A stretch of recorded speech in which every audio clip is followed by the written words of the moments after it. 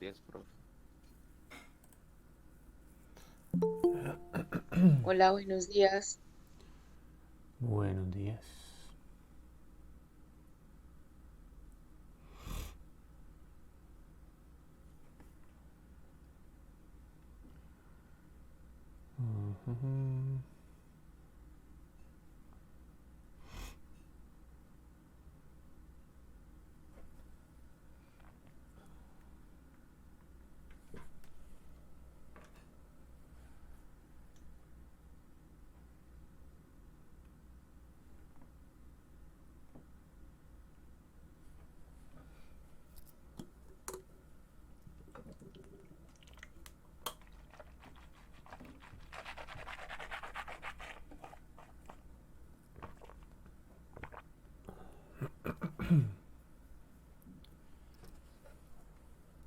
Bueno, damos chance a que llegue más gente.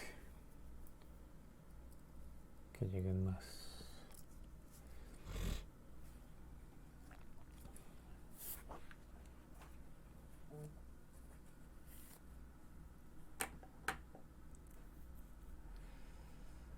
La misma cosa de la semana pasada. Como es de bueno que le pongan a uno material para estudiar para el mismo día a última hora. Bueno, muchachos.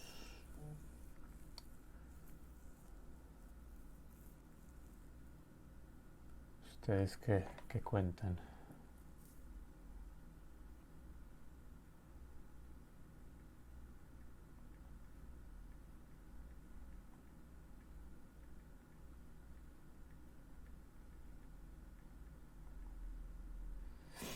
Muy interesante muchachos.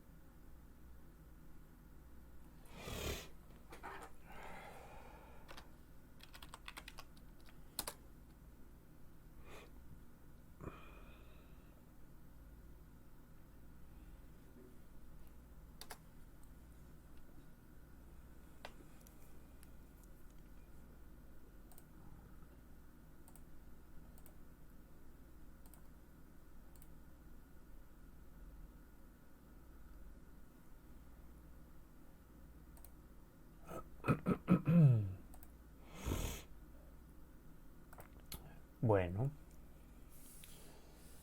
entonces, según nos había comentado Doria la semana pasada, no, eso fue el martes, este martes pasado. Entonces,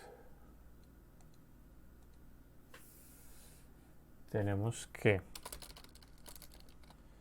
necesitamos mucho espacio. Listo, el espacio. Entonces, tenemos que las proteínas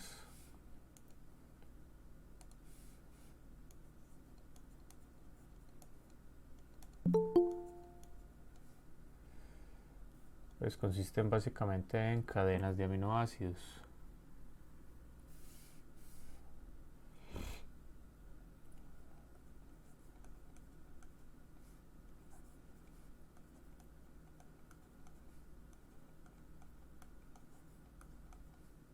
Listo. Entonces, cuando los aminoácidos comienzan a unirse entre sí, la forma en que lo hacen, a eso se refiere directamente a la estructura primaria.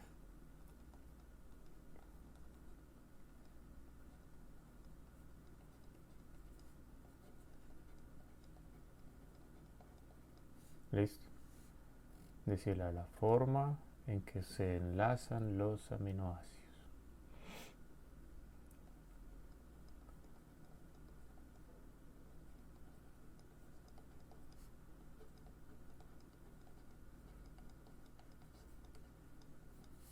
Bueno,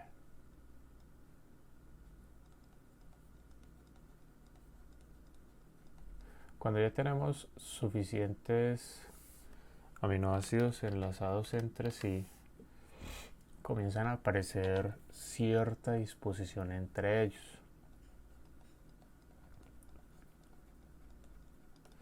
Disposición que se hace fácilmente identificable. ¿Listo? Entonces notarán que en algunos, y eso es mejor verlo con un grafiquito.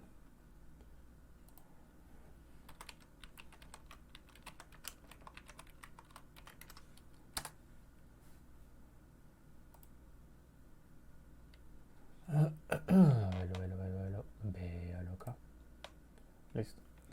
Notarán que en algunas partes de la estructura los aminoácidos se enlazan y adquieren una disposición que parece en una hoja. ¿Listo? Y en algunas otras situaciones lo hacen como en una forma de hélice. Eso se refiere a la estructura secundaria. ¿Listo? O sea, es decir, a una disposición tipo hoja o hélice. Muy bien.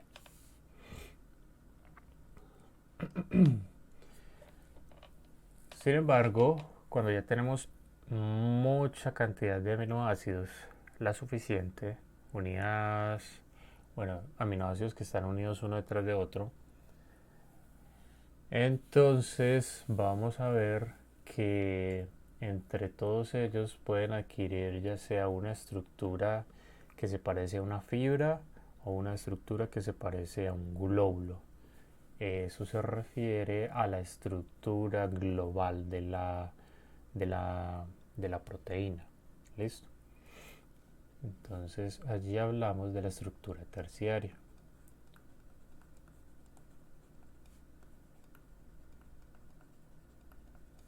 ¿Listo? Que es la estructura global de toda la cadena de aminoácidos. Bueno, y hay un cuarto tipo de estructura que se encuentra o aparece en el momento en que dos o más proteínas independientes se asocian entre sí.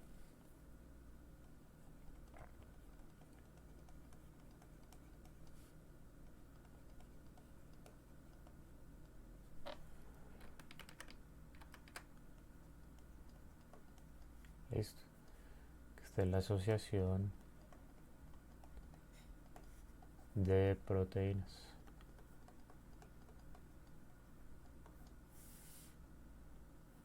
Bueno, esto cuando hablamos de el nivel de estructura en en una proteína. Sin embargo, las proteínas también se pueden clasificar según varios enfoques. Una, según su composición química.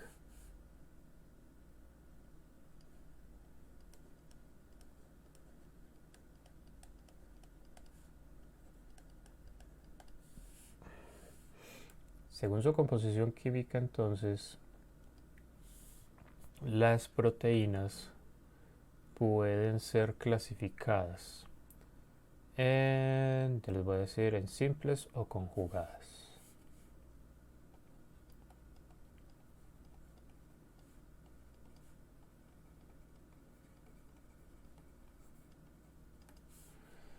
Cuando hablamos de proteínas simples es aquellas que solo se componen de aminoácidos. Y ustedes dirán, pues claro, obvio, eso es de lo que usted me está hablando de rato, sí. Sin embargo, en algunas situaciones, uno de esos aminoácidos, al menos uno, se puede enlazar, se puede asociar con otro tipo de compuesto. ¿Listo? Y entonces allí ya tendríamos aminoácidos más otra cosa. Esa otra cosa lo llamamos grupo prostético. ¿Listo? Que ese grupo prostético puede tratarse de un metal, y allí hablaríamos de metalproteínas. Puede tratarse de un ácido nucleico.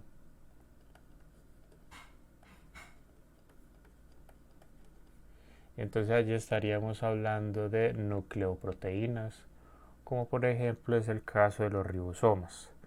Que recuerden que según las lecturas, los ribosomas son un 60% de ácidos nucleicos, es decir, ARN, y un 40% de proteínas. Es el caso también de los virus, etcétera. También el grupo prostético puede tratarse de un ácido graso o un lípido. Y entonces allí estaríamos hablando de, ¿cómo es que se llaman ese tipo de proteínas? A ver si no se me duermen.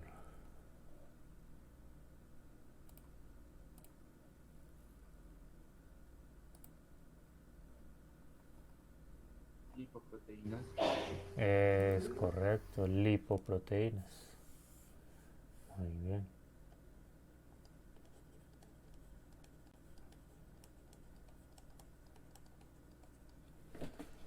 Aquí hablamos de nucleoproteína. Y aquí hablamos de lipoproteínas.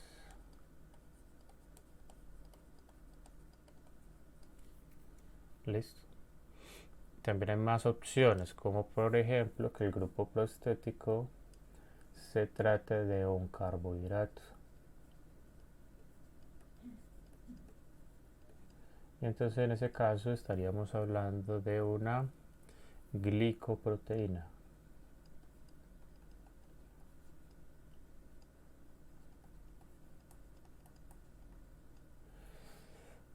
Y creo que aquí me falta uno. ¿Cuál es Doriet? ¿Cuál es el que me hace falta acá? Creo que según la exposición que hizo Doria del mar, que eran esos cuatro, pues ella puso los cuatro. Sí, pero es que a mí me quedó la impresión que ella mostró uno que yo no tenía acá, que yo no tengo acá.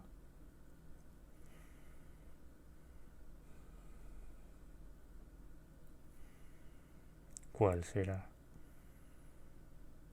¿Qué será? ¿Qué será? Pues por ahí mencionan a veces la cromoproteína, pero yo no sé, esa yo no la puse ahí. ¿Y por qué no la puso?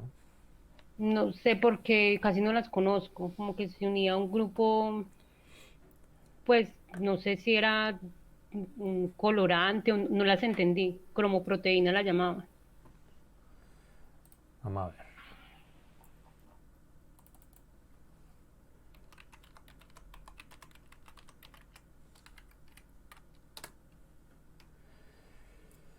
Cromoproteínas. Tututun, chuchuchun.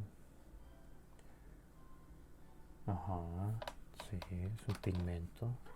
Eso era lo que faltaba. Entonces, si usted tiene un hijo y porque no lo conoce, no lo reconoce. Pues digo yo.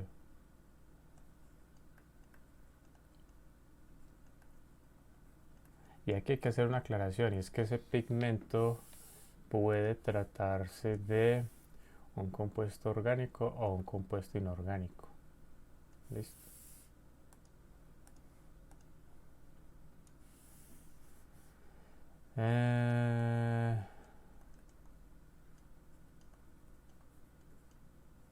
Listo, y allí hablamos de cromoproteínas.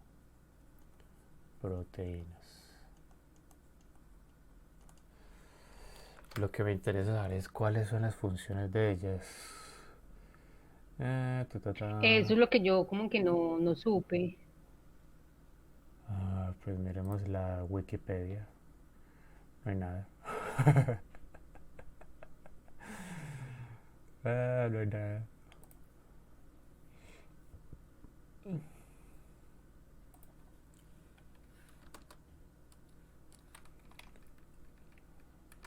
Vamos a buscarlo así.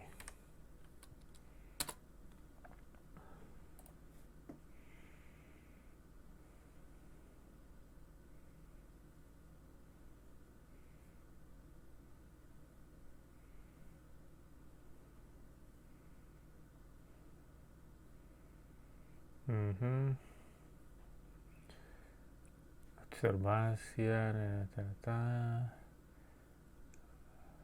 expresando la tirosina con otro aminoácido, otorga la alteración de las propiedades ópticas.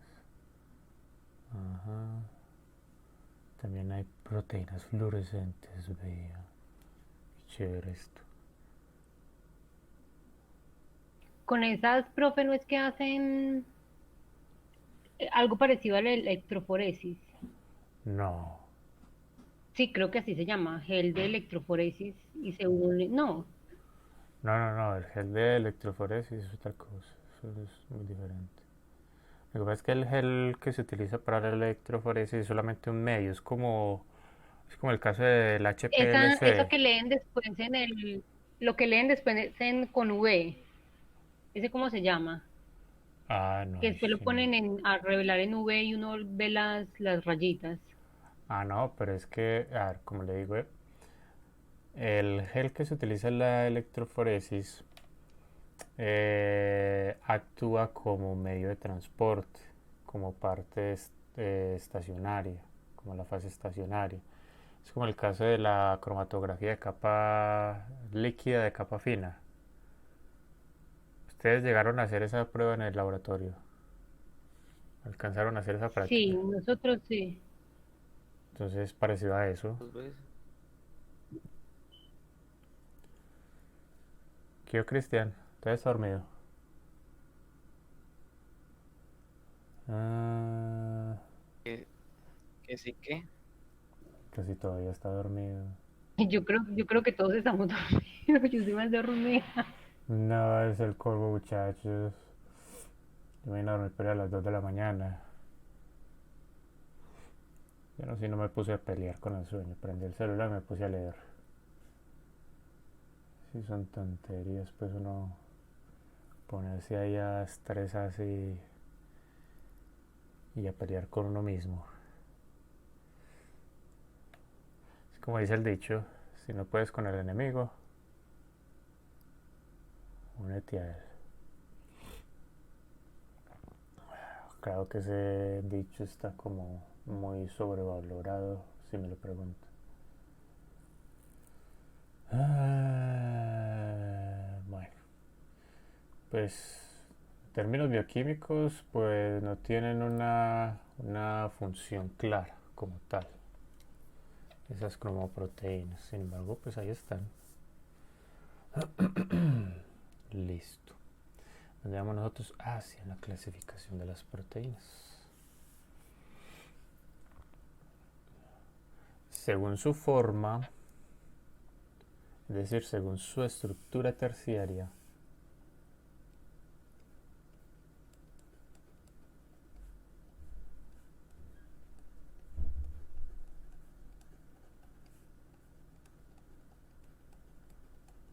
y ya desayunaron, o tampoco. Entonces se pueden, Nada. como que no, eso es lo primero que hay que hacer cuando uno se despierta, desayunar. Entonces pueden ser fibrosas o globulares.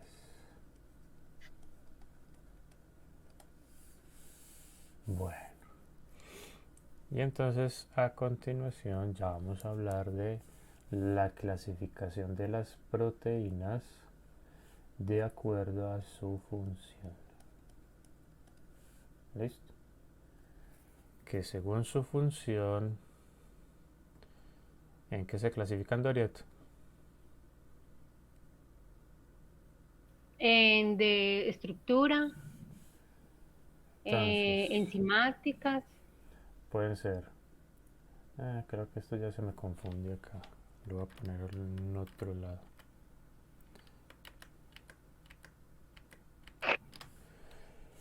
Entonces, les decía que se pueden clasificar en estructurales.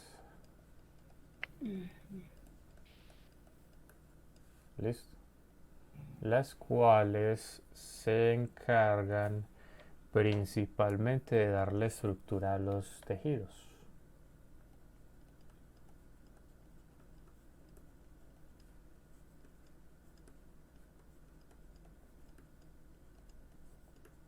¿Listo?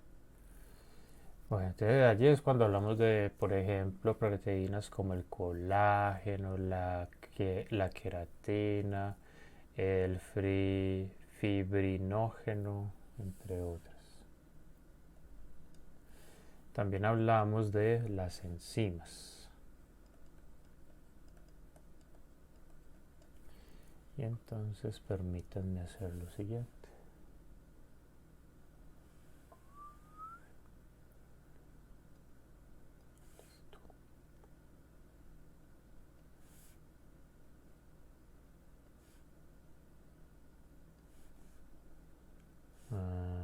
Esto lo deberíamos de hacer así. Mejor. Mucho mejor. Bueno, entonces las enzimas cumplen dos funciones principales en el cuerpo. ¿Cuáles son?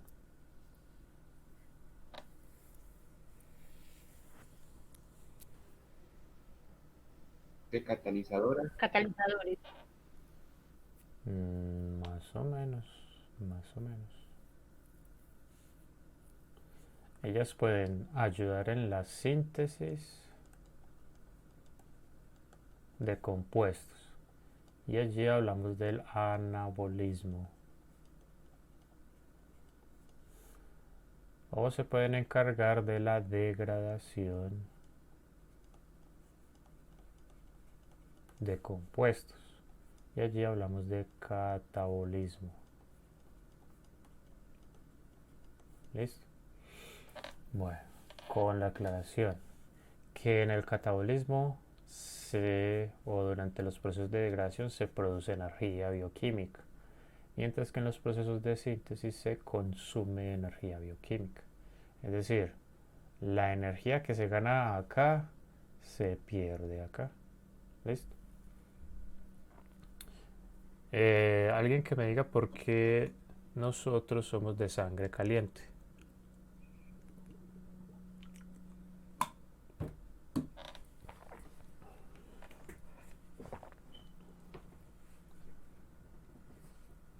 Profe, es por esa degradación, por ese catabolismo y entonces al ocurrir eso se libera energía, también energía en Exactamente. forma de calor. O usted lo dice es para qué. No, Ah, es que es eso.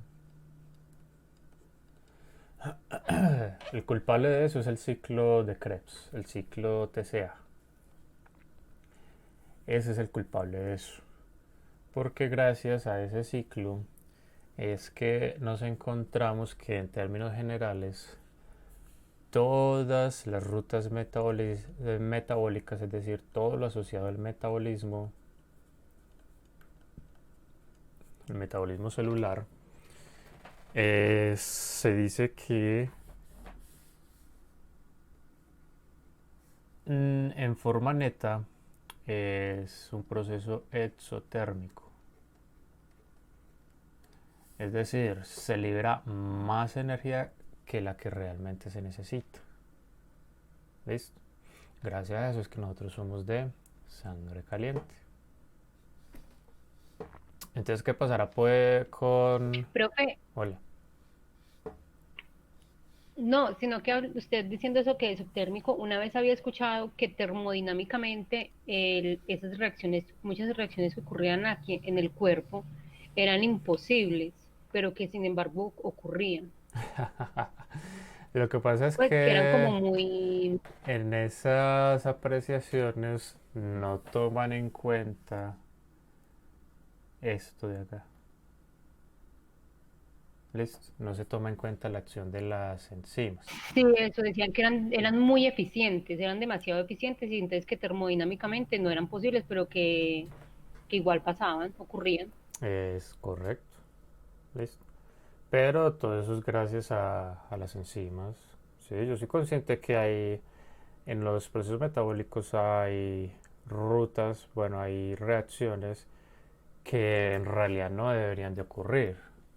Listo, en una dirección, pero en otra sí.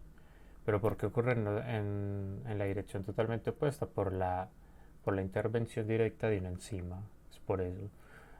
Es que es lo que te decía ahorita, que es que en ese tipo de apreciaciones pues no se toma en cuenta la acción de las enzimas como tal. ¿Listo? ¿Por qué? Porque es que no hay forma como de incluirlas directamente en todos esos balances termodinámicos. Entonces por eso es que se llegan a ese tipo de apreciaciones pseudocientíficas, por decirlo de alguna manera. Bueno, bueno, y entonces ejemplos de enzimas hay muchos, hay pero muchos, muchos, muchos. Bueno, pregunta, ¿dónde se degradan por lo general los compuestos en el cuerpo?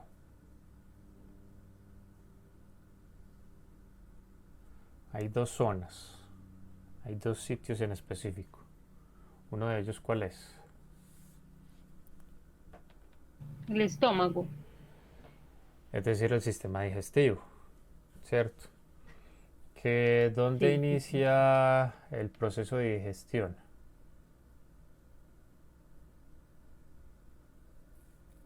Buenos días. La En la boca, boca, ¿no? no, con toda la parte, pues desde la saliva. Exactamente, ¿qué pasa con la saliva? La saliva tiene enzimas, ¿no? Que ayudan a que inicie todo ese proceso digestivo. Ajá, ¿cómo se llama esa enzima? Hay una enzima en particular que es muy importante.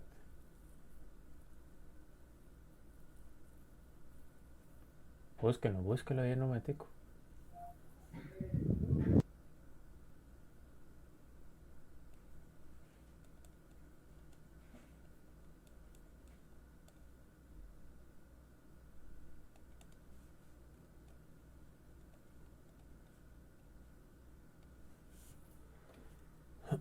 ¿Cómo se llama esa enzima?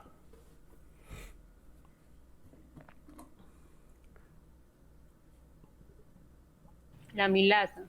Ujú, la alfa amilasa. Listo.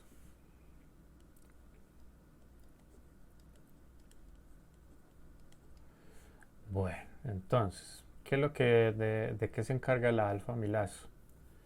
Esa señorita se encarga de tomar las porciones grandes de almidón, o sea, coger esas estructuras grandotas que componen el almidón y partirlas en estructuras más pequeñas. ¿Listo? Estamos diciendo de partirlo a la mitad o en tercios o así. ¿Listo? Bueno, para hacer mucho más eficiente ese proceso, es muy importante masticar bien. Cierto que ustedes les han dicho muchas veces mastique bien. Y es por eso. Sé que a algunas personas, incluyéndome a mí, nos pasa que si no masticamos bien nos da indigestión. ¿Por qué será eso?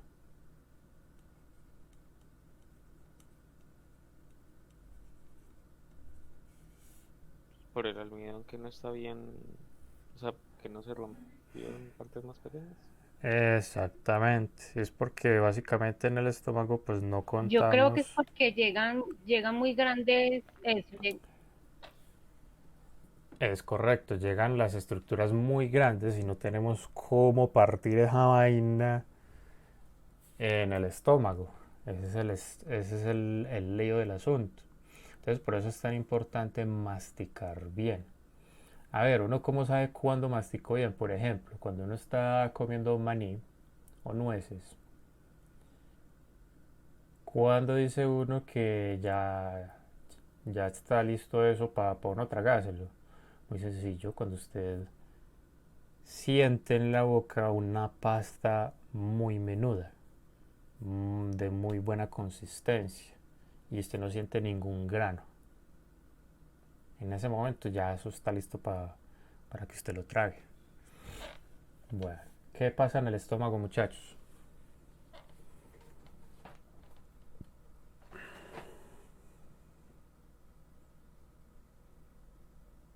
Uy, no, en serio están pero redormidos.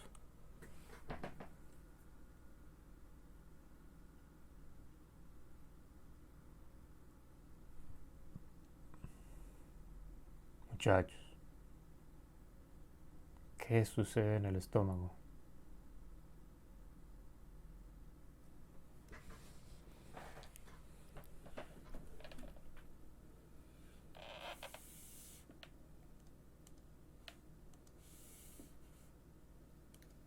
No sé si soy el único, pero lo escucho entrecortado. Yo también escucho entrecortado. Sí. Sí, yo también, yo pensé que era la única también. Ah, no, esperen a ver, eso tiene una solución muy sencilla. Deje ver. Ya regreso.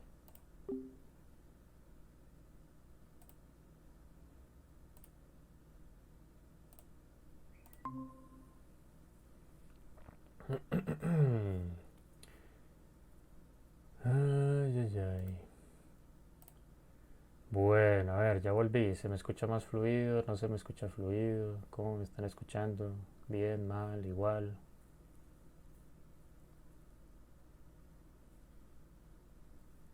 Se escucha bien, sino que ratico sí se estaba escuchando entrecortado cuando se terminaba la frase. Ah, ya, ya, ya. Pero en este momento ya se me escucha mejor.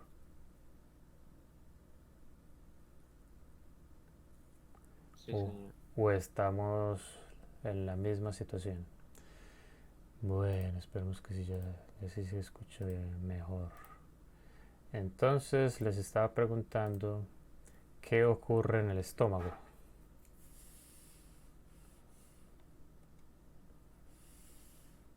Los ácidos desintegran las moléculas grandes en más pequeñas. Aún más ¿Cuáles moléculas?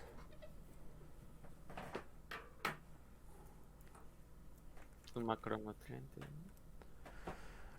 No sé. Y es que hago la pregunta por lo siguiente. Ay, qué nombre. Hago la pregunta es por lo siguiente.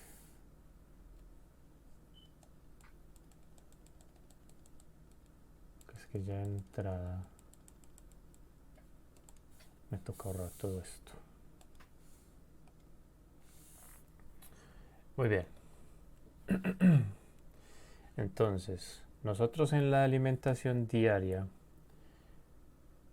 consumimos 3 tipos básicos de macromoléculas. ¿Cuáles son?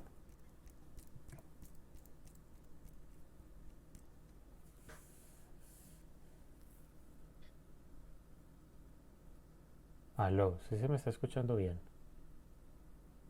Polisacáridos. Uno es...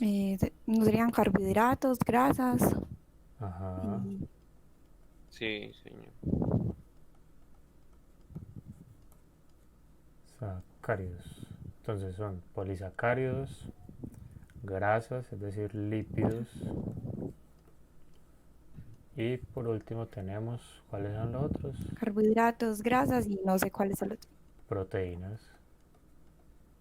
De lo que venimos hablando desde hace rato. ¿Listo? Entonces, ¿dónde empieza todo? En la boca. ¿Listo?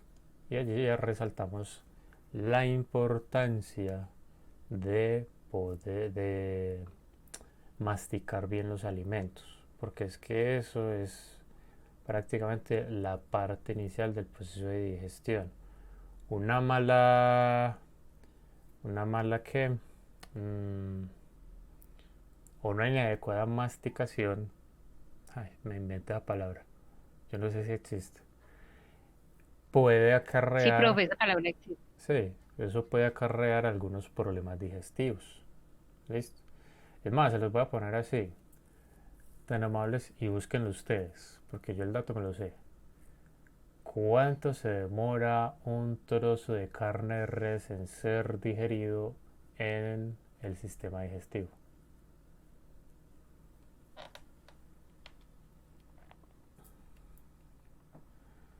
Pues para aquellos que 4 horas. para aquellos que les guste la carne de res. Yo tengo entendido que ella se demora varios días en el sistema digestivo para ser completamente digerido. Pero ¿cuánto? ¿Cuánto? No especulemos. Profe, según internet, 4 horas. No. 72 horas, dice. A ver, sigan buscando. Hasta que encontremos No un- son 72 horas. Por eso le digo, sigamos buscando hasta que encontremos un consenso estadístico.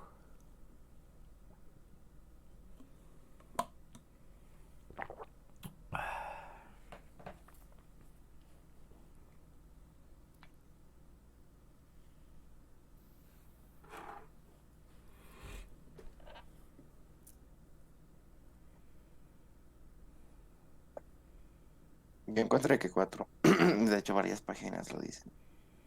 No, no son 4 horas.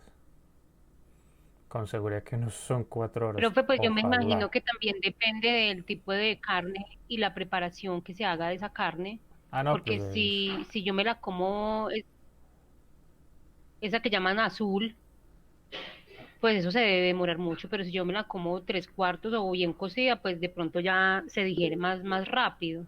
ajá. El dato son más o menos unas 72 horas o más. En promedio. Sin importar ¿sí pues ve? el tipo de preparación, de cocción. Sin importar el tipo de preparación que se le haga a la carne. Eso se demora mucho, mucho tiempo en el sistema digestivo. ¿Qué es lo que les quiero decir? Que si ustedes, por ejemplo, se comen un trozo de carne, si ustedes no lo mastican bien, eso va a estar días allá metido, hasta que eso se digiera bien, por completo. ¿Listo? ¿Qué compuesto, en definitiva, no es capaz de digerir nuestro sistema digestivo? ¿Y qué tal cual entra si sale? Queratina, ¿no? La queratina es uno de ellos. ¿Cuál es el La otro? celulosa. La celulosa. La celulosa es el que seguramente no se va a digerir. ¿Listo? Resulta que la celulosa es el principal componente de algo que llamamos fibra, ¿cierto? ¿Y cuál es la función de la fibra en el sistema digestivo?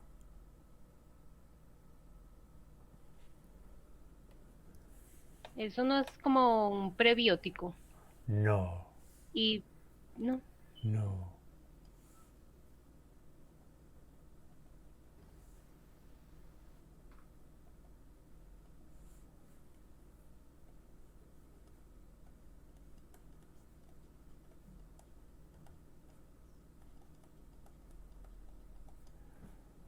Muchachos, no saben. No me digan que ustedes son de los Profe, no que... es excretar. ¿Cómo? Excretar. No, excretar que... Profe, pero yo, hola, profe, yo tengo ahí una duda porque hay dos tipos de fibra, ¿no? Hay fibra soluble e insoluble. Ajá. Hablemos de la Entonces, insoluble. pues, la celulosa es fibra insoluble.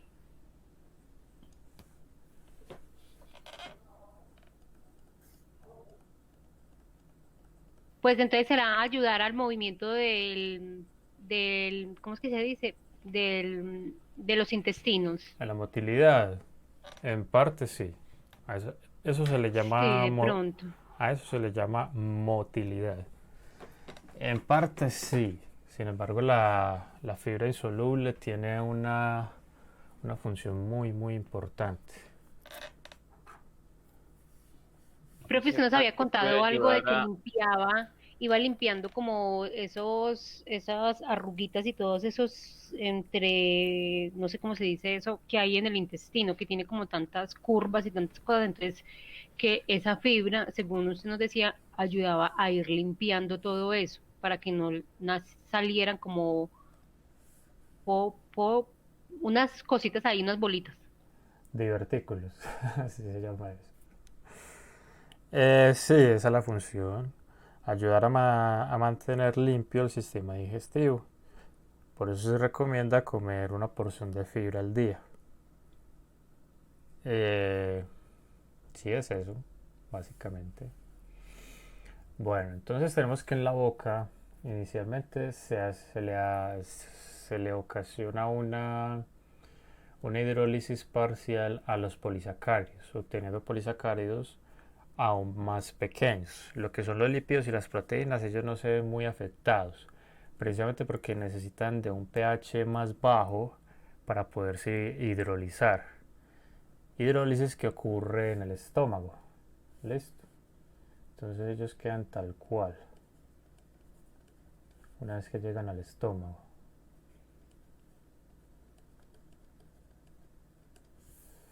Bueno, entonces cuando llegamos al estómago, ¿qué ocurre allí?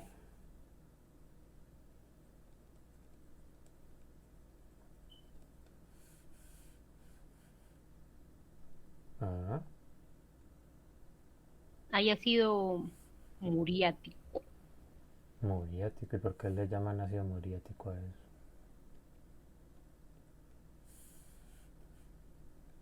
El ácido clorhídrico, pues. Ay, ay. Eh, pues es que lo que sucede en el estómago es básicamente lo siguiente. Todo lo que es ese ácido, esas enzimas digestivas que se secretan por las paredes, todo eso viene ¿de dónde? ¿Dónde se produce toda la bilis que se necesita? Hígado. En el hígado, ¿cierto? Entonces la El hígado. función de todo eso es ayudar precisamente a ocasionar o llevar a cabo una hidrólisis más exhaustiva, más agresiva. ¿Listo? Entonces, por ejemplo, en el caso de los polisacáridos, creo que eso se llega hasta los disacáridos. ¿Listo? En el caso de los lípidos se obtienen ya las grasas. Bueno, estamos hablando de los ácidos grasos. Listo. Y en el caso de las proteínas ya se obtienen, creo que son oligopéptidos.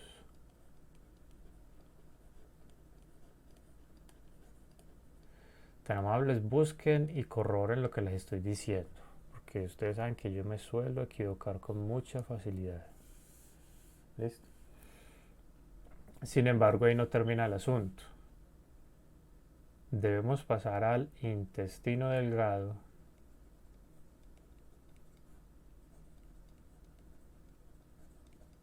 para que continúe el proceso.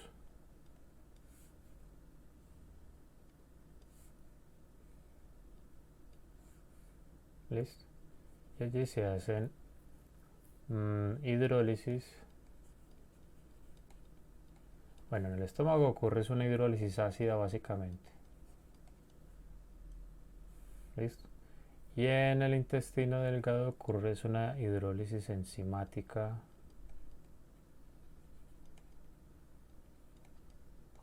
Listo.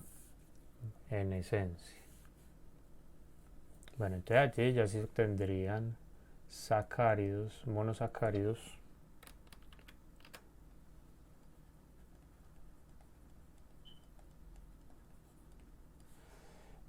Si hay algún lípido que no se ha terminado todavía de hidrolizar, pues se termina de hidrolizar.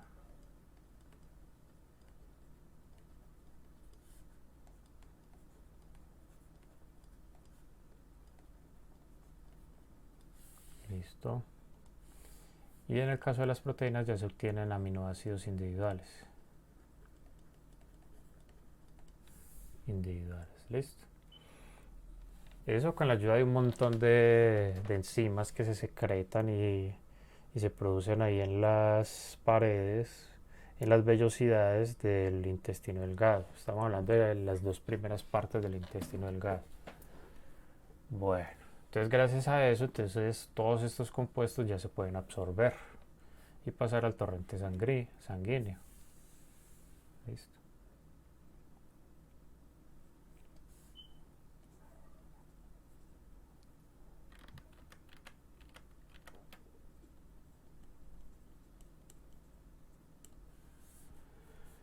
Listo.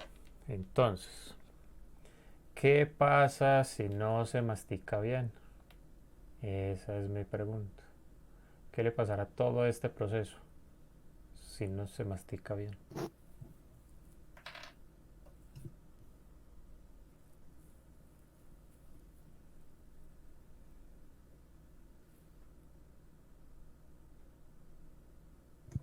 Profe, no se escucha nada. En serio. Todavía tenemos problemas de audio. Me hubieran dicho. Yo desde hace rato estoy hablando solo. Es el internet. ¿Será el internet? Pues a ver, hagamos una prueba rápida.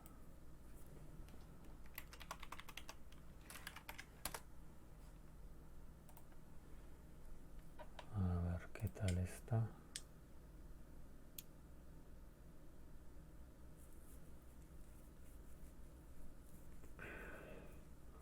Está sostenido, sostenido, sostenido.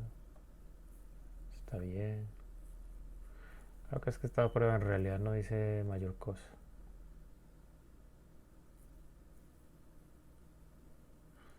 Esta prueba lo que tiene es que no nos dicen factores como el buffer load, por ejemplo, que ese es el más importante. Está bien.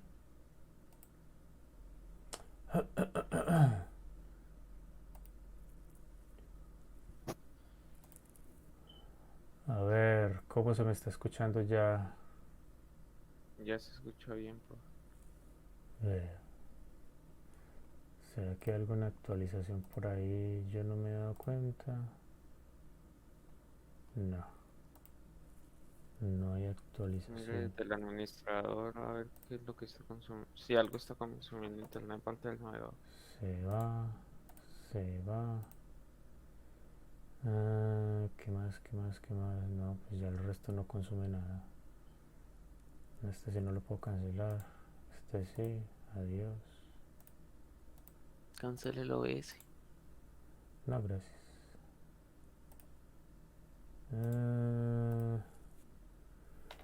A ver, a ver, a ver, a ver.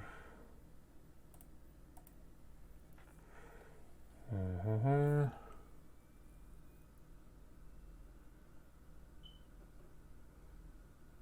Sí, hay algo que está consumiendo en internet.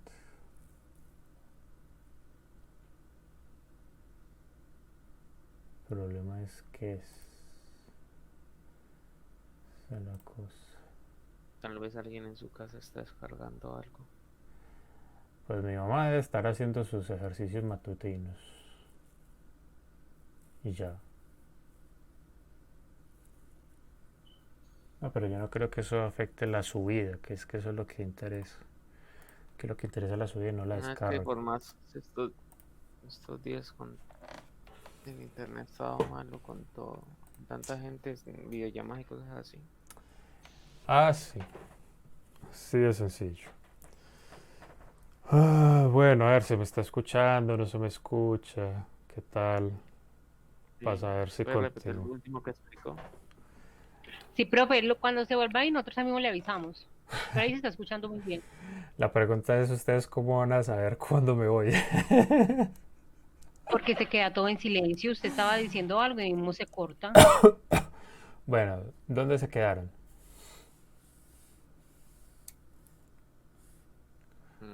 Estábamos que pasábamos a la absorción en las dos primeras partes del intestino delgado. Ah, bueno, ahí está. Entonces yo les pregunté ¿qué pasa cuando uno no mastica bien?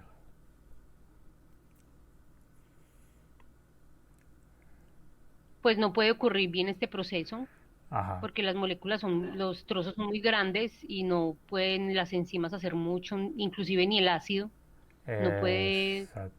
partir todo eso, ya después las enzimas no pueden trabajar bien y ya los nutrientes no se pueden absorber bien. Es correcto. ¿Usted no les ha pasado que a veces almuerzan, cenan o desayunan y quedan como, bueno, se sienten Como como entamborados. eso? Yo no quería decir esa palabra, pero bueno. Sí, quedan como pesados, ¿cierto? Posiblemente es porque no masticaron bien o les cargaron al estómago unos alimentos que son muy difíciles de tratar. ¿Listo? Bueno, por eso es que hay que tener cuidado en lo que se come. ¿Listo? Está bien que uno quiera probar nuevos sabores, nuevas texturas culinarias, etc, etc. Sin embargo, pues también es bueno ser un poco precavidos al respecto. Yo no les estoy queriendo decir que no, que se queden encerraditos en la casa y nunca salgan, no. Yo lo que les estoy queriendo decir es que tengan un poco de cuidado. ¿Listo? Bueno, entonces esta absorción ocurre en el intestino delgado. Profe, yo tengo una pregunta. Claro, pregunte. Y, o sea, yo conozco gente, mi papá, que come muy, muy rápido. Yo Hmm. creo que le aprendí un poco, incluso yo como bastante rápido relativamente, pero pues aparentemente sin problemas de digestión. Eso es porque el cuerpo se adapta o... Mm, porque son poco sensibles hacia los órganos internos. Pues a mí me pasa que yo muchas veces, cuando estoy lo suficientemente quieto, no estoy hablando de escuchar, sino de sentir. Yo siento la motilidad del intestino. O sea, yo siento cómo trabaja todo ese sistema, por ejemplo. Pero hay personas que, pues, que son poco sensibles, entonces comen y ya no les importa nada hasta que esa vaina sale, ¿cierto? Como es el caso suyo, el caso de su papá. Entonces, aquí viene otro factor, que es el tiempo. No solamente masticar bien,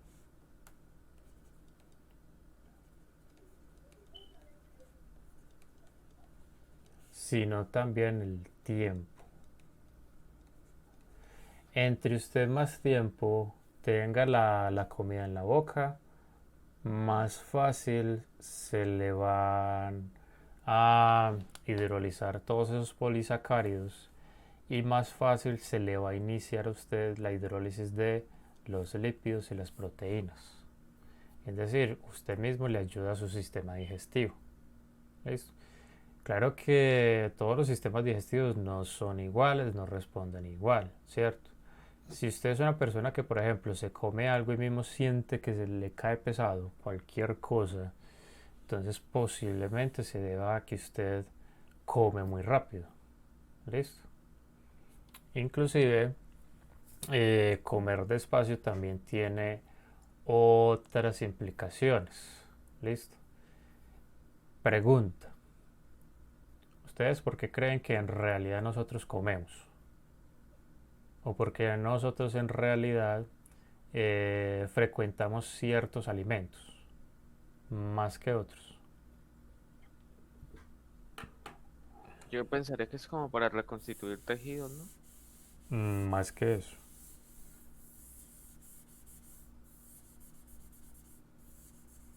Es algo psicológico. Sí,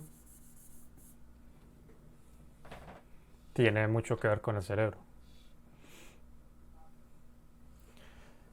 Lo que pasa es que cuando uno come y come algo que al cuerpo le gusta, el cerebro libera dopamina y endorfinas, haciéndonos sentir que está bien comer eso, ¿cierto? O dicho de otra forma, el cerebro se droga a sí mismo. si uno come algo bueno, algo delicioso, entonces el cerebro Eso en dice, especial es con las azúcares, ¿no? ¿cómo? Eso en especial es con las azúcares, ¿no? Y con Sí, el ácido glutámico. exacto, porque es que el azúcar refinada es una fuente de energía muy fácil. ¿Cuál es el problema del azúcar refinada? Que es que el metabolismo de nosotros aún no se ha adaptado a lidiar con ello. ¿Saben por qué? Vea, si ustedes consumen azúcar refinada, adivinen qué le están haciendo al sistema digestivo. Se están saltando todo esto de acá, a ver. Se están saltando toda esta parte de acá. Listo, es decir, lo que ocurre en la boca y en el estómago se lo están saltando. Y eso para el metabolismo pues no es muy bueno. Listo.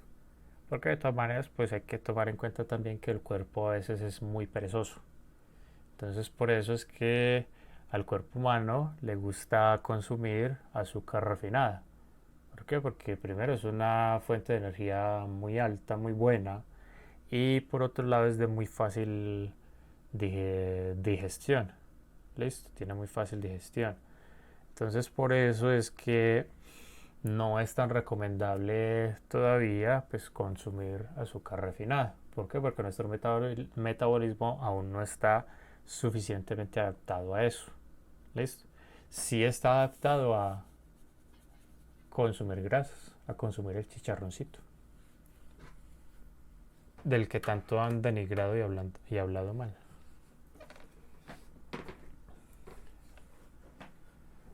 Entonces, como les digo, si usted come algo que al cuerpo le gusta mucho, el cerebro automáticamente se va a drogar. Listo. Va a consumir su dosis diaria de, de narcóticos y listo. Listo. Por eso también es importante uno comer cosas que le gustan. Claro que yo sé muy bien que hay ciertos casos muy especiales de los cuales yo les puedo hablar por experiencia propia, en los que comer no da ningún tipo de satisfacción. Si ustedes se lo preguntaban, eso es, como les dijera yo, eso es muy desconcertante, muy depresivo. Llega a ese punto. O sea, uno comer y que eso no le cause a uno pues como mayor cosa, ¿no? Como que no, eso de entrada ya no le provoca a uno comer nada. ¿Listo? Sin embargo, pues al cuerpo hay que adiestrarlo, así de sencillo. ¿Listo? Así no le guste una cosa, pero usted sabe que eso es bueno, que eso se necesita, hay que comerlo. Así de sencillo.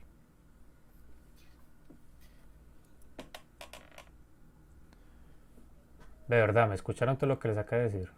Sí, señor. Sí, profe. Ok. Entonces, reflexión de toda esta parte de la digestión. ¿Qué nos queda? Masticar muy bien Sí. Disfrutar de la comida. Ujú. y medirse con los azúcares. Medirse con los azúcares y enseñar al cuerpo a comer cosas saludables, cosas buenas. ¿Listo? Básicamente es eso. Bueno, ¿dónde íbamos nosotros antes de meternos con todo esto? En las enzimas. La Enzimas. clasificación de las proteínas por su función. Ajá. Estructurales, enzimas. ¿Cuáles siguen? Proteicas. ¿Cuáles? Las proteicas. ¿Sí, sí, sí? Hormonas. Pueden ser hormonas, pueden ser Ajá. toxinas. Exactamente. Tenemos hormonas. ¿Cuál es el papel principal de las hormonas?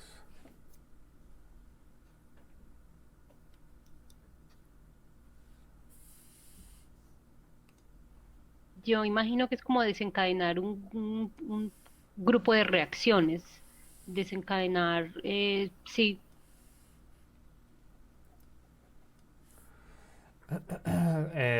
No imagine Doriet. A ver, hagan la consultica ayer un momentico. ¿Para qué sirven las hormonas?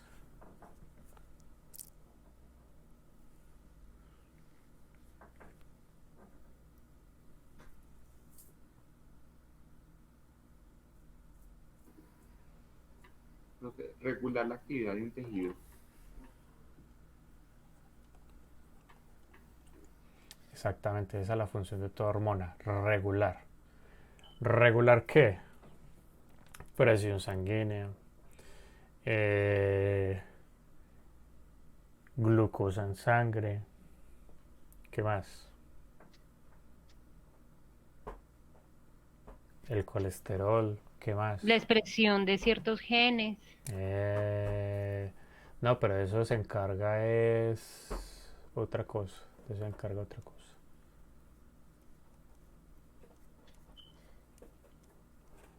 Lo que pasa es que los genes se pueden activar o desactivar. ¿Quién los activa y quién los activa y quién los desactiva? Yo pensé que lo hacía una hormona. No necesariamente.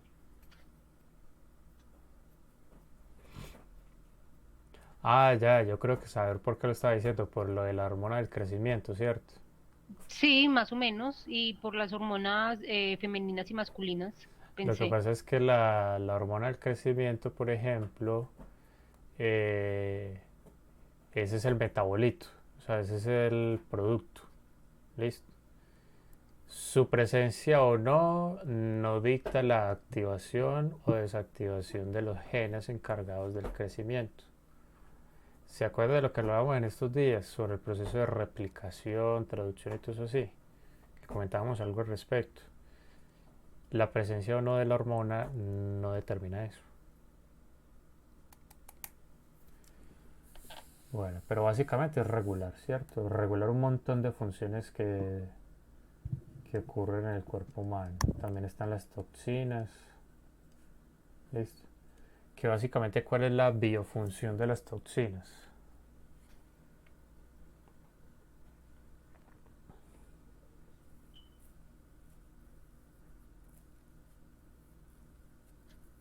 Profe, Descomponer. ¿cómo así que biofunción? Bueno, la función bioquímica, pues. Ah, de pronto la defensa.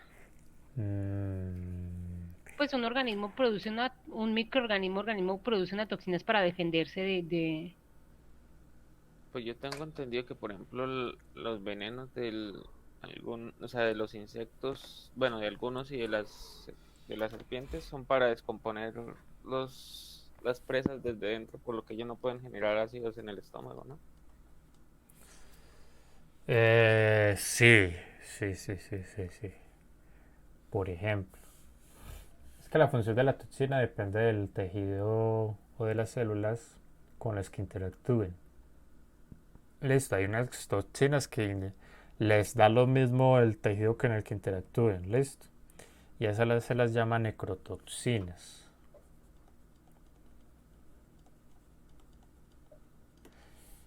Tejido que toquen, tejido que dañen. Así de sencillo. Listo. Si interactúa, por ejemplo, con el sistema nervioso, entonces hablamos de neurotoxinas.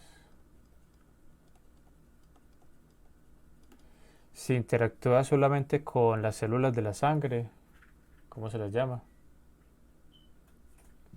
Hemotoxina. hemotoxina. Muy bien. Toxina tiene tilde, ¿cierto?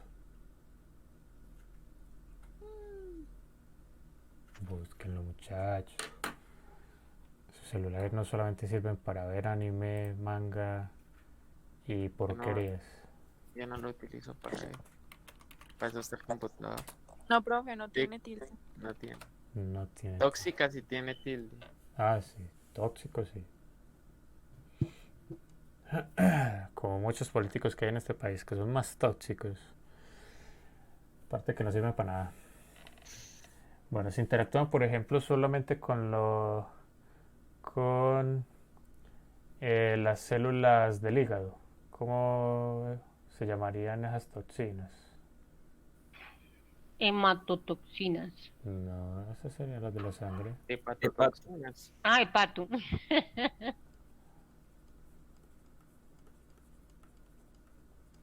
Y así sucesivamente. ¿Listo? Bueno, y aquí me está haciendo falta una. Estructurales, enzimas, hormonas, toxinas. ¿Cuál será la otra? Transporte. Las de Eso, los de transporte.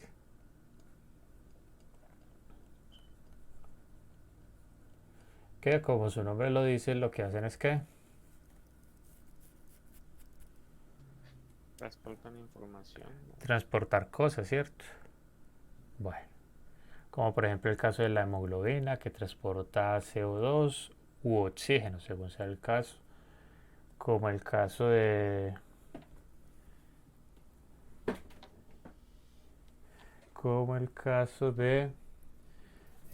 algunas proteínas intracelulares que lo que hacen es transportar compuestos, metabolitos, etc., etc., desde fuera hacia adentro de las células o viceversa.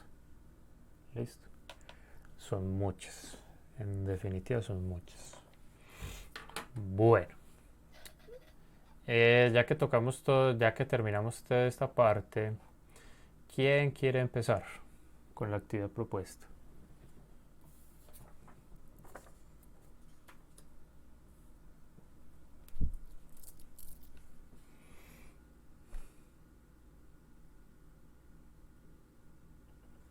Aló, sí me escucharon. Sí.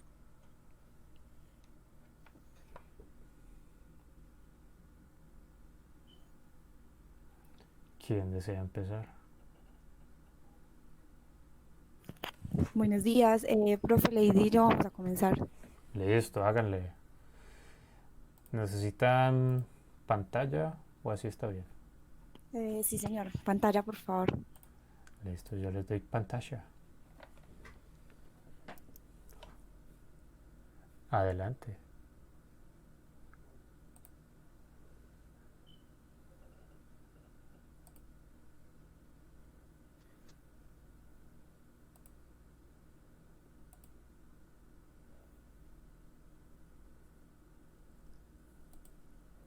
¿Quién es John Jairo García? Ni idea. Es Natalia, que es, pues está como en el trabajo, entonces creo que ese es como el correo del trabajo. Ah,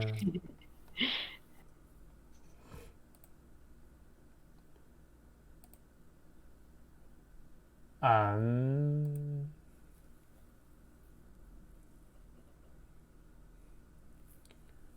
bueno, vea. Tenemos amiguito nuevo, John Jairo. Hola, qué pena, es que no sé, debe ser por el computador que me prestaron que se vinculó con ese correo, no sé por qué. No, tranquila. Ya se ve algo, todavía no. No dice nada, ¿cierto? Sí, ahí ya se ve algo. Se dejó de ver algo. Ya. ¿Sí se ve? Ah, sí, ahí. Fíjate ahí.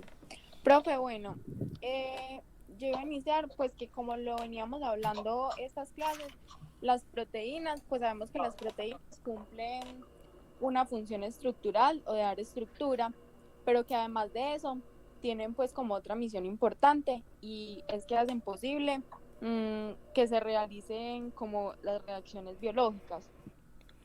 Entonces tienen pues como unas funciones dentro de las células que ya pues la habías mencionado tú, que es la síntesis y degradación de algunos compuestos, pues degradación de azúcares, sintetizan grasas, aminoácidos, copian información genética y bueno, entre otras muchas funciones vitales.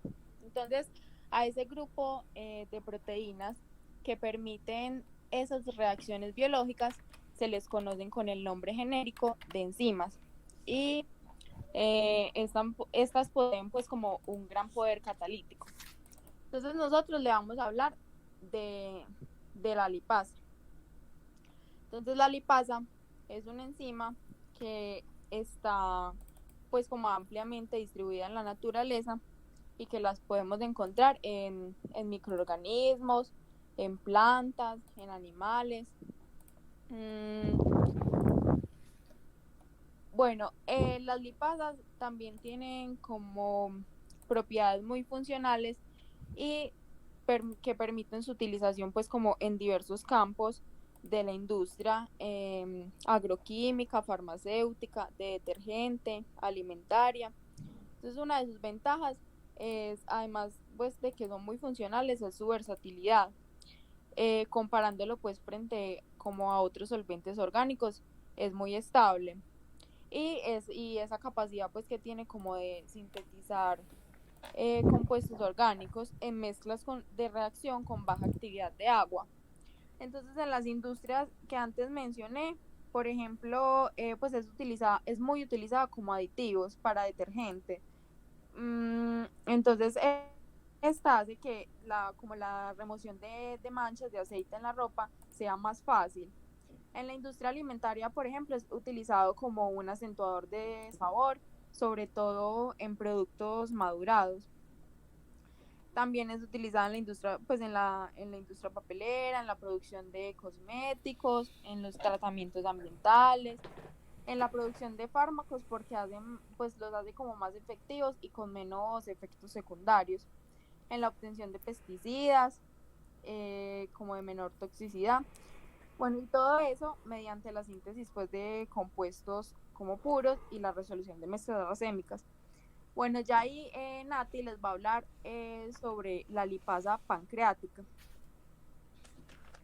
Bueno, entonces, como Lady ya les contó, de forma general, que era la lipasa, pero específicamente vamos a hablar sobre la lipasa pancreática, que esta es una enzima que se encarga de descomponer lípidos. Cuando hablamos de lípidos, como pueden observar en esta imagen, tenemos los triglicéridos, y por medio de esta enzima lo que hacemos es que puede hacer que se descomponga en ácidos grasos y en glicerol. Entonces acá entra la enzima, como lo pueden observar en la imagen, y permite que se pueda descomponer en una molécula en una molécula de glicerol y 3 de ácidos grasos. Entonces ya retomando, por ejemplo, lo que les decía, se hace por todo el proceso digestivo cuando consumimos alimentos que son ricos en grasas, como quesos, margarinas, mantequillas. Entonces, ¿qué hacemos? Los consumimos. Esta enzima como tal es producida en el páncreas, asociado pues a su nombre. Entonces, se produce en el páncreas y va al sistema digestivo, en el sistema digestivo, especialmente en el intestino delgado. Y en el intestino delgado ocurre pues como un proceso de emulsión por medio de unas sales bílicas que permiten que ese proceso de emulsión principalmente lo que hace es disminuir el tamaño de las moléculas que tiene la grasa para poder que sean digeridas.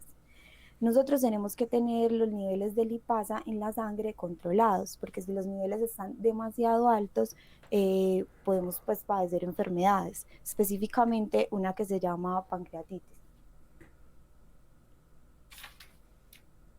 Y bueno, es como básicamente, Lady, no sé si vas como a decir algo más.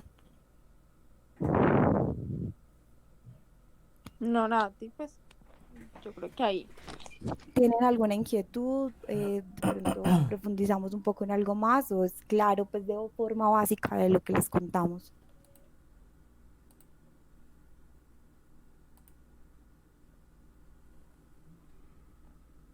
Pues yo creo que está muy claro.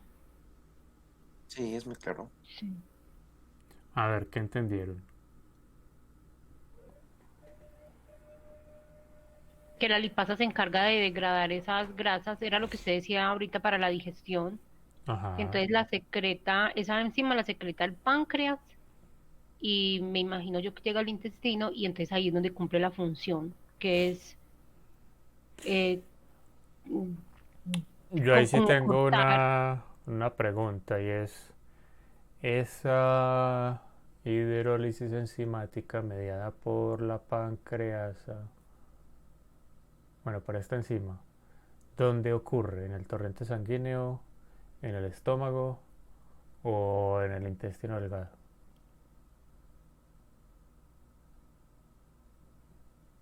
Según la imagen que mostraban ellas, era en el intestino delgado.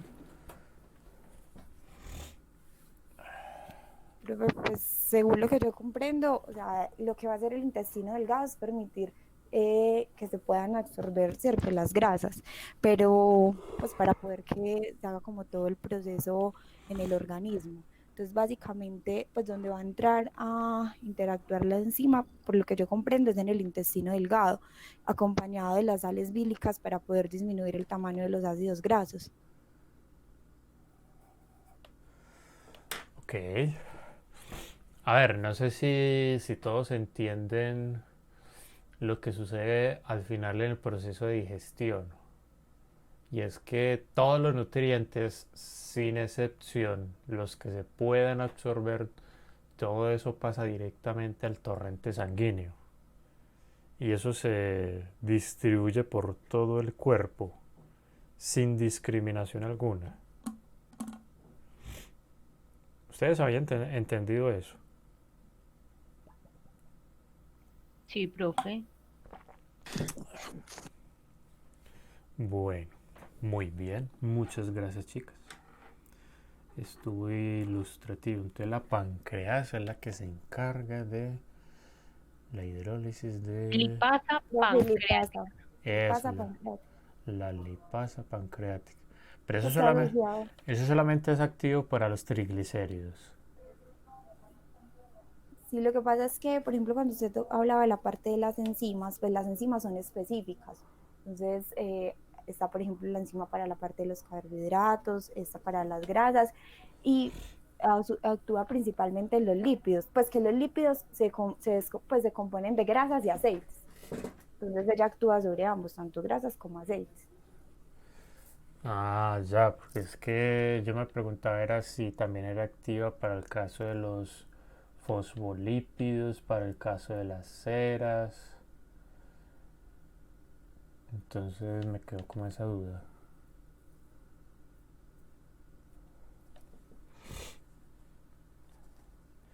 Bueno, en fin.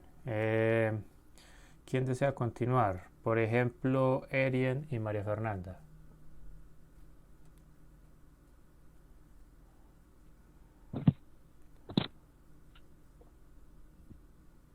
Listo, profe.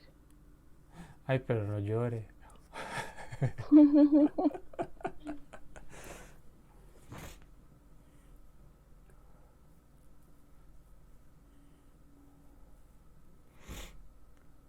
Oiga, verdad, yo apenas caigo en la cuenta. Yo soy de entender muy tarde algunas cosas. Debería de ser prácticamente un requisito que todos pusieran una foto de perfil para saber con quiénes estamos hablando. No, profe, pero por el nombre uno sabe. Pues sí, es que ustedes se conocen entre ustedes, pero ah, yo muchas veces yo me olvido los rostros de ustedes. Es como unos profes todos raros que uno es que tiene que prender la cámara. Yo no, pues No, pues para qué, eso, eso es como para chismosear. eso lo único que hace es disminuir la calidad de la transmisión. Eso, y lo distrae a uno. Pues claro, pero por eso le digo, por lo menos la foto del perfil, por no saber. Pues por lo menos ustedes en las fotos de perfil tienen chance de ponerse bonitos, ponerse bonitas. No sé, digo yo. Bueno, adelante, empiecen. Listo, profe. Entonces nosotros vamos a hablar sobre las toxinas, sobre un grupo en particular que son las micotoxinas. Entonces, ¿qué son las micotoxinas? Las micotoxinas son compuestos producidos por una serie de hongos. Estos tres que ven ahí en la pantalla son los principales que producen las micotoxinas en condiciones favorables de crecimiento. No veo el otro. Generalmente... ¿Cuál es el otro? Dale ocultar. Ah, ya, el género Penicillium. Listo. Dale. Listo. Generalmente, en condiciones favorables de crecimiento, generalmente elevada actividad de agua y temperatura, afectando principalmente a los cereales, alimentos y los piensos. ¿Sí saben qué son los piensos? No. Son los alimentos elaborados para animales. ¿En serio? Como los concentrados. El concentrado, sí. Eso. Listo. Y las materias utilizadas para su elaboración también, de forma que al consumir dichos alimentos o piensos contaminados originan que el ser humano y los animales tengan un trastorno toxicológico denominado micotoxicosis. Pueden formarse tanto en el cultivo del alimento en campo como durante la recolección, transporte y almacenamiento. Además, por ser termoestables y resistentes, persisten durante la molienda, lavado y procesado de los productos alimenticios, entrando hacia la cadena alimentaria. Entonces Bueno, podemos ver aquí en qué alimentos se encuentran. te voy a interrumpir un momento. Sí, claro. Por eso es que es tan importante que los granos, cuando estamos hablando, por ejemplo, de la cebada, del trigo, de la malta y parecidos, por eso es que es tan importante almacenarlos en lugares muy secos, para que los hongos que son endógenos a estas semillas, pues no tengan la oportunidad de proliferar. Puedes continuar. Listo. Entonces, la principal vía de exposición de las micotoxinas son los cereales, las harinas y los productos elaborados a partir de ellos, como el pan, los productos de pastelería, etcétera. También se encuentran en los frutos secos como la leche y sus derivados también, en algunas frutas y también sus derivados. Como también los encontramos en los piensos, pasa al consumidor de forma indirecta a través de los residuos los residuos de estos son los productos derivados de los animales como la carne, el huevo o la leche.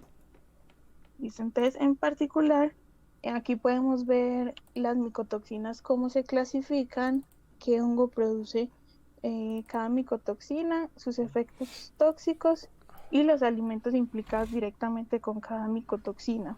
Entonces, en particular, vamos a hablar en particular de uno, profe, que es las aflatoxinas. Listo, Dani. Entonces vamos a hablar de las aflatoxinas, específicamente en la B1, que es como la más tóxica de todas. Entonces, las aflatoxinas, algunas micotoxinas se destacan por su elevada toxicidad, como es el caso de las aflatoxinas, que se encuentran entre las hepatocancerígenos naturales más potentes conocidos hasta ahora. El principal órgano de los efectos tóxicos de estos es el hígado y también producen tumores en los riñones, en el colon y el pulmón. ¿Listo? Entonces la exposición a largo plazo, puede traer graves consecuencias para la salud, como por ejemplo, las aflatoxinas son carcinógenos potentes que pueden afectar a cualquier órgano o sistema, especialmente al hígado y al riñón, como los mencioné anteriormente. Son causas de cáncer hepático y se encuentran relacionados con otros tipos de cáncer. La aflatoxina B1 es cancerígena para el ser humano.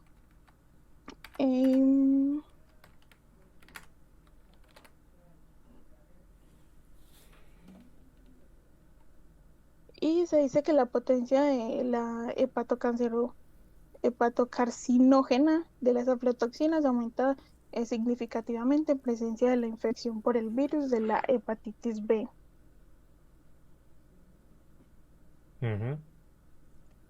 Mafe. Sigue mi compañera Mafe.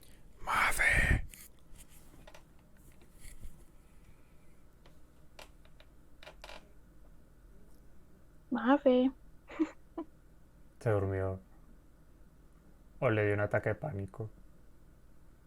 Mafecita. Que ya bueno, que ya va. Que ya va. Dijo, voy.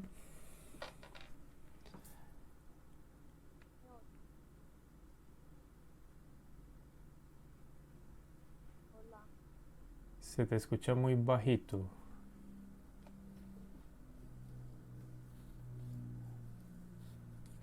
¿Dejas de proyectar un momento la pantalla, por favor?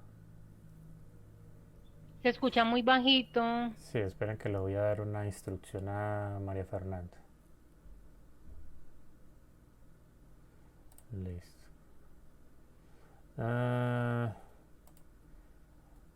María Fernanda, yo te aconsejo que hagas lo siguiente. Esperemos que comience a proyectar la pantalla. Listo. Entonces, vaya a inicio. Copia lo siguiente. Panel de control. Listo. Si no te aparece esto, entonces dile acá categoría, porque te puede aparecer esto o te puede aparecer esto de acá. Ve a categoría. Ve a hardware y sonido. Después vas a sonido. Si te aparece algo, pues dile que sí, que sí.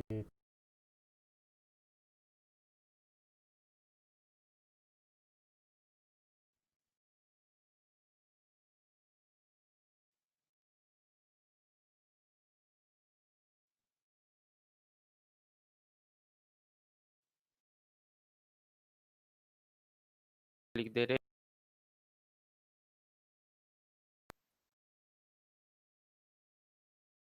Positivo.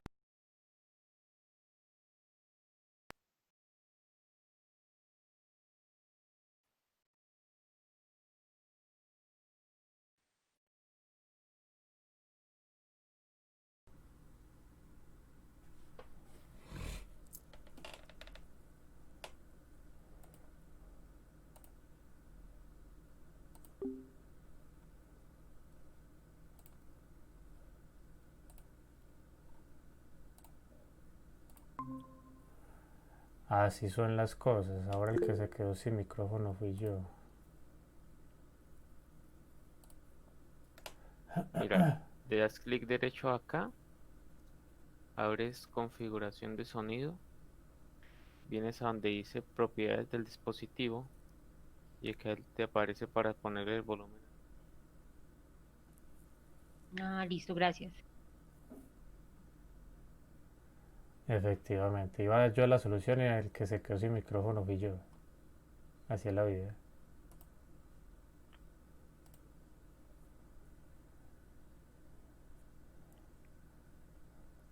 Aquí aprendemos de todos, muchachos.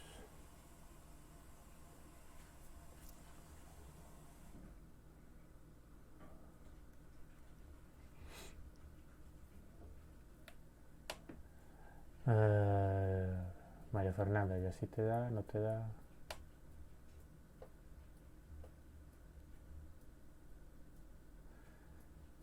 Quizás lo que debes de hacer es salirte de esta videollamada y volver a ingresar.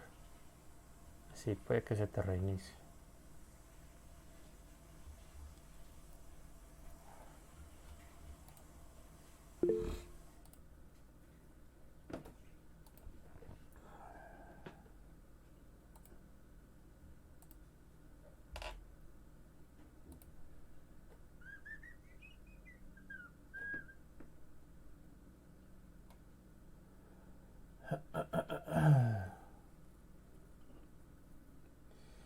Bueno, y hablando de todo un poquito, ¿qué le están pidiendo al niño de Jesús? ¿O a Santa Claus? ¿O a San Patricio? Es muy Será pronto para eso, 2030. ¿no? Están diciendo que es mejor pedir ya que porque a final de año no llegamos. Uno nunca Ah, sabe. tan pesimistas. Nunca se sabe. Yo le pido que me deje graduar antes de 2030. Con eso soy feliz.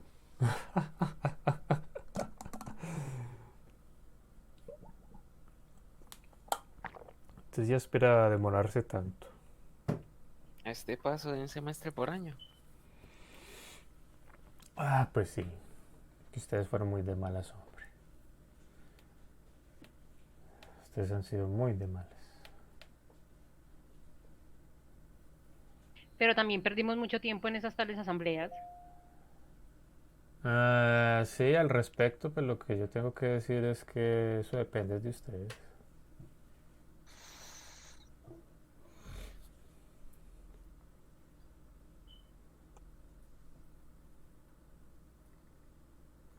Yo tampoco pretendo embarrarme mucho con eso. Esa ocratoxina es una toxina muy peligrosa. Por ejemplo, yo que trabajé con café, Sí. esa, como decían ellas, que no se degradaba ni con el calor, entonces por mucho que tostaran el café, ahí seguía esa toxina y causa muchas alergias, es muy peligrosa. En maíz también se cuidan mucho de que no den arroz, esa ocratoxina es muy peligrosa. No, eso térmicamente sí se degrada. Lo que pasa es que, pues, para usted degradarla, por ejemplo, durante el tostado del café, más fácil quema el café. Así de Profe, pero es que sencillo. imagínense que el café lo tuestan a 220, siempre está ahí como 5 minutos a 220 y así todo sobrevive la toxicidad. ¿Sabe por qué se lo digo yo? Porque es que la temperatura de degradación térmica, valga la redundancia, de algunos aminoácidos puede llegar a 380, 400 grados. O sea, ya esa temperatura, ya olvídese. Esa toxina ya no existe hace rato. Por eso se lo digo.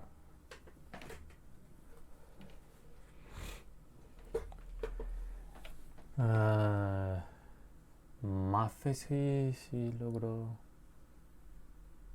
María Fernanda sí logró solucionar su inconveniente. Fumosinas B1, B2. Son neurotóxicas, inmunotóxicas. ¿Qué querrá decir inmunotóxica? Sistema Seguro ataca el inmunológico. sistema inmune. Ajá. Tricotecenos. Hola, Hola. ahora sí se me escucha. Sí, perfecto. Fuerte y Sí, claro. Bueno, em, como dijo mi compañera, nosotros buscamos las aflutoxinas.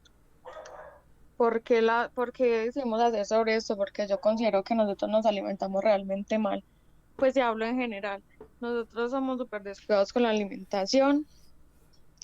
Entonces, pues las aflutoxinas son mutágenas. Eso quiere decir que afectan el ADN. Pero estas más que todo son muy tóxicas para los niños. Em, para los niños y... Espérate.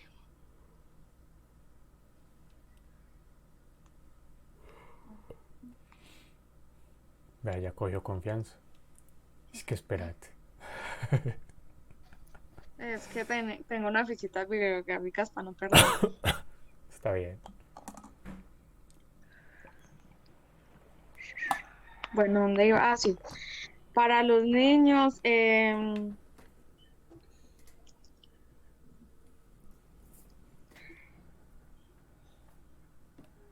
bueno, estas se encuentran más que todo en los alimentos, en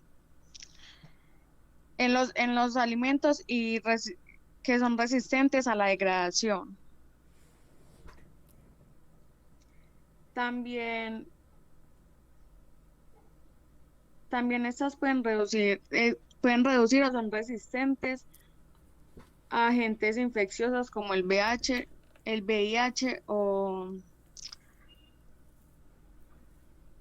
u otras enfermedades.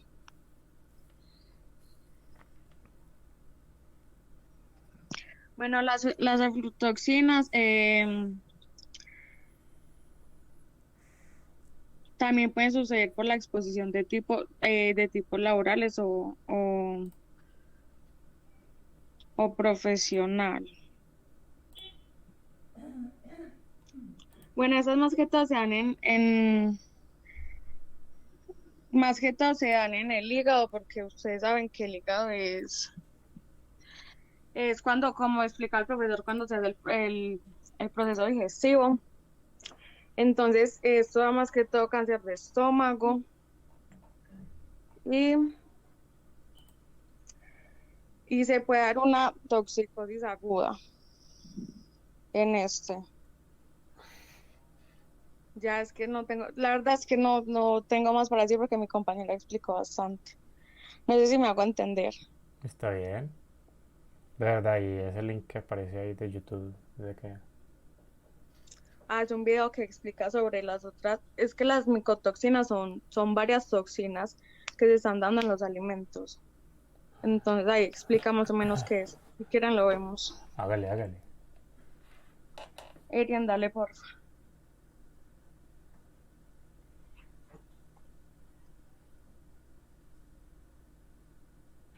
Cristian, ¿cuál es el truco acá para que se escuche el video? Darle en presentación y en presentar pestaña de navegador.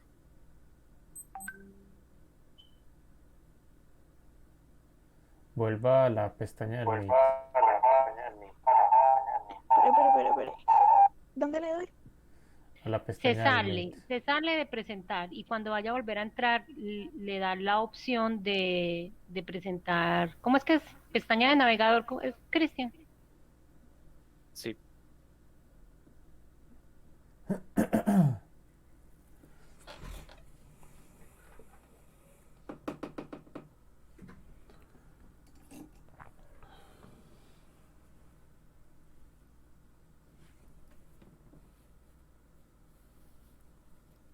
Encontrar un ejemplo de aplicación de la biología molecular al control de hongos productores de micotoxinas.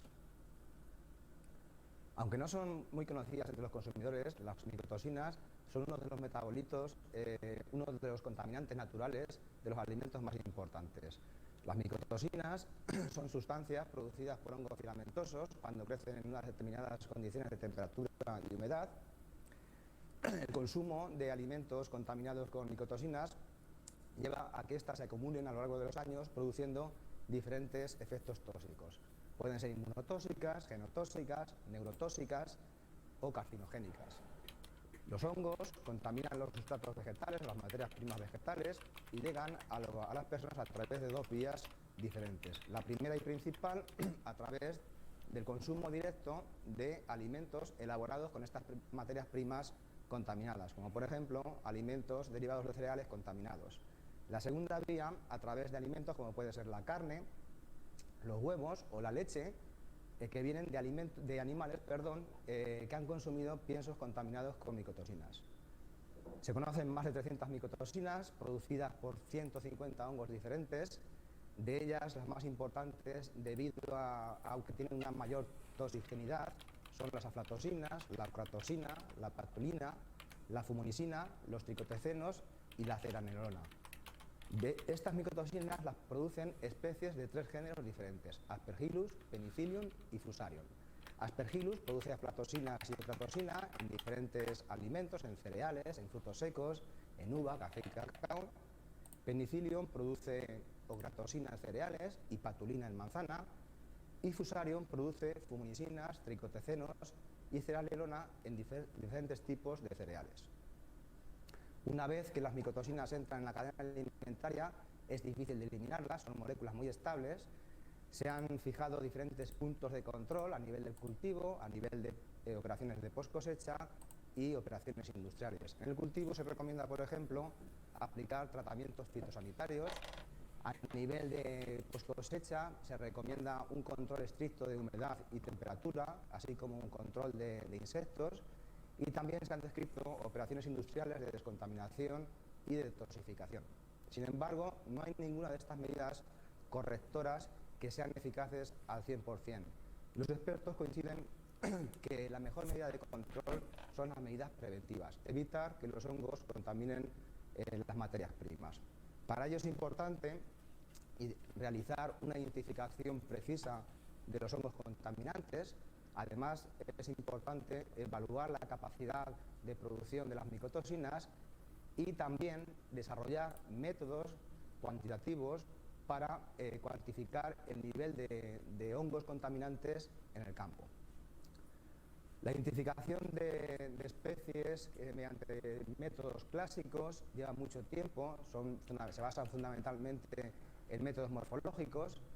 Como he dicho, llevan mucho tiempo y además son muy poco precisos. En cambio, los métodos moleculares son muy rápidos y permiten identificar las especies de una manera precisa.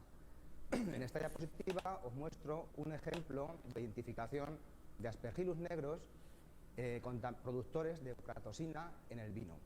En la uva podemos encontrar un grupo de especies, como por ejemplo Aspergillus niger, Aspergillus thuringiensis, Aspergillus aculeatus y Aspergillus carbonarius, que tienen capacidad para producir ocratosina. La identificación se realiza a partir de la placa, a partir del aislamiento, se extrae el ADN, se amplifica por PCR las regiones ITS, que son del ADN ribosomal, y esta región, este fragmento de PCR de 650 pares de bases, se digiere con diferentes enzimas de restricción, dando lugar a patrones de bandas específicos. Estos patrones de bandas individuales de cada uno de los enzimas se combinan en patrones compuestos o tipos, y de esta manera se puede identificar cada uno de los elementos con su respectiva especie. En cuanto a la evaluación de la producción de la micotoxina, se hace de una manera muy fácil. En el laboratorio, a partir del aislamiento, se extrae la micotoxina en metanol y se evalúa mediante HPLC, mediante cromatografía líquida de alta resolución, permitiendo averiguar si esta cepa es capaz de producir la ocratosina o no producirla, y también en las cantidades que la produce. De esta manera, en el gráfico de abajo, en el centro, podemos evaluar la incidencia y también la capacidad que tiene de producción de la micotoxina. En amarillo está la incidencia, y se presenta la incidencia, y en rojo el porcentaje de cepas productoras. Como se puede ver, Aspergillus carbonarius presenta una incidencia no muy alta, 21,2%, sin embargo, el porcentaje de cepas productoras es muy elevado, más del 90%. Por otra parte, la producción de Aspergillus carbonarius, como se puede ver en el gráfico de abajo a la derecha, es mucho más elevada que la producción de ocratosina por el resto de especies. De esta manera se puede concluir que Aspergillus carbonarius es el mayor responsable de la contaminación de los vinos con ocratosina. Una vez que sabemos este dato, podemos desarrollar un método de PCR cuantitativa que nos permita detectar y cuantificar de una forma precisa el nivel de infección de Aspergillus carbonarius en el campo, y de esta manera poder seleccionar con fines preventivos el momento en el que realizar los tratamientos fitosanitarios. Hasta aquí la lección. Muchas gracias.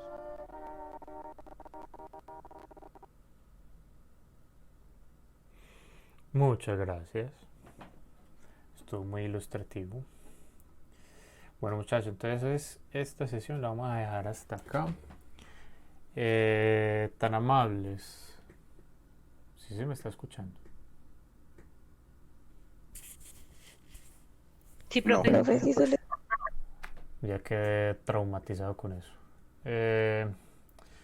Para la próxima clase se van a consultar, y se los voy a escribir en el chat, sobre el Operon LAC. ¿Listo? Para que hablemos de un ejemplo en específico de cómo ocurren los procesos de transcripción y traducción genética. ¿Listo? En especial para la producción de una proteína asociada con el Operon LAC. ¿Listo? Bueno, muchachos, entonces la próxima clase seguimos con este intercambio de información que empezamos hoy, y yo aspiro que terminemos la unidad 12 del curso. ¿Listo? Quedamos así entonces, muchachos, cuídense bastante, juiciosos. Listo, chao, Gracias, profe. Chao. Chao, feliz fin de Gracias, profe, semana. chao. Chao, Gracias, profe. con gusto. Chao.